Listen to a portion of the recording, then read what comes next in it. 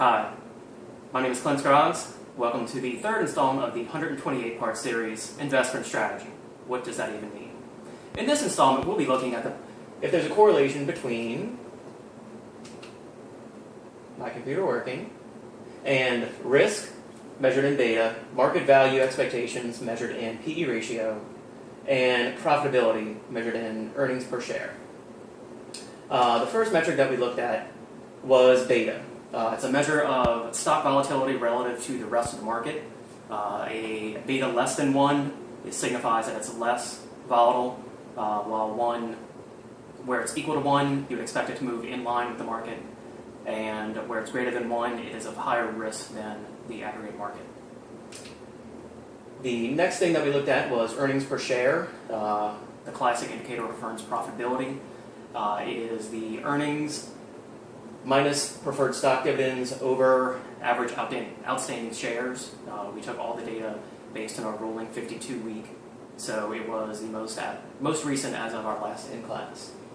One of the key components of this is the PE ratio, so that was one of the reasons that we looked at specifically these two measures together. Kind of figured that there might be something relational between the two. One thing to note, the determination of outstanding shares can be a little bit confusing. It depends on how the firms file. So there can be a little bit of ambiguity of that, but we just try and normalize that as much as possible when doing the analysis. And our final measure was the PE ratio. This is the share price over earnings per share.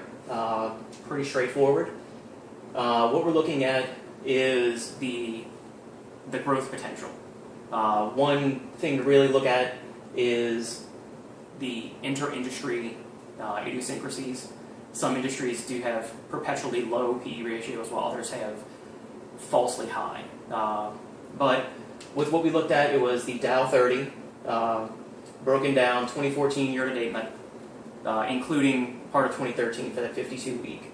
A few things that looked at that really kind of stood out.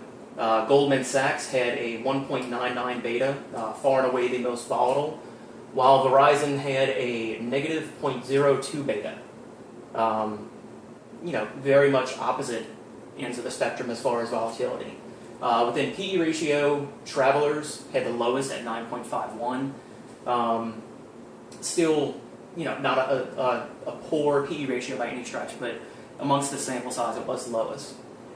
Visa had a 29.43 PE ratio, very mature company. You would expect something of that. And on the earnings per share, again, Goldman Sachs blew everybody out the water at 17.6, whereas GE had a really meek 1.41. Within that industry, though, you would expect a little bit lower EPS, so it's nothing outside the norm. We had a mean beta of 0.91, so overall, as you would kind of expect with the Dow 30, they're a little bit lower on the volatility. The average PE ratio was 17, and earnings per share were 5.83, all respectable in what you would expect out of the top 30 companies within the Dow. First thing we compared was beta to PE. A simple regression method inside of Excel.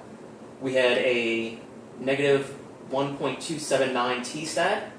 We need anything with an absolute value above 1.65 to show a reliable relationship, and a p-value that was far above the needed 0.1 identified that there was indeed no significant correlation between the two. Next thing we looked at was beta versus EPS. Again, we just took a regular regression in Excel. An absolute value of 2.528 on that t-stat indicates that it could be reliable, being that it was greater than 1.65. However, a t-stat of 0.01, and that's actually rounded, negated that. So there is no significant correlation between the two. Finally, the third interrelationship that we examined was PE ratio to earnings per share. This one I was surprised. I really thought that there would be at least some correlation on here. The negative 2.528, when you take that absolute value, very much fits our greater than 1.65. However, again, we rounded this number, so that negated that. Again, I wouldn't be surprised if there's a little bit of relation on that once you did a little bit further analysis, but for this exercise, there is no effective correlation. So in summary, lots of X's, no real correlation.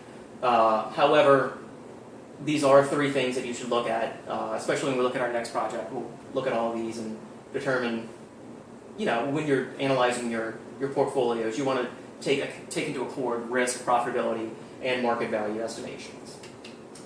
Possible explanations of this: beta and P ratio. Again, beta is a measure of risk versus a P ratio is an estimation of a firm's potential value going forward. Risk doesn't necessarily dictate a security's potential future value.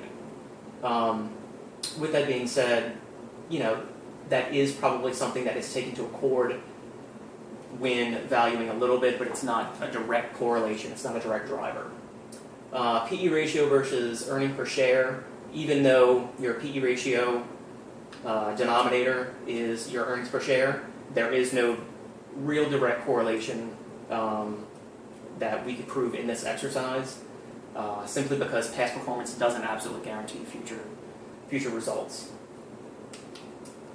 Finally, we looked at the beta versus EPS.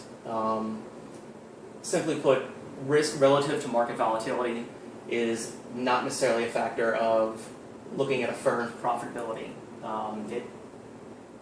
It could be amongst other issues. So, quick and simple on that one. That was our investment strategy. What does that even mean? Segment 3.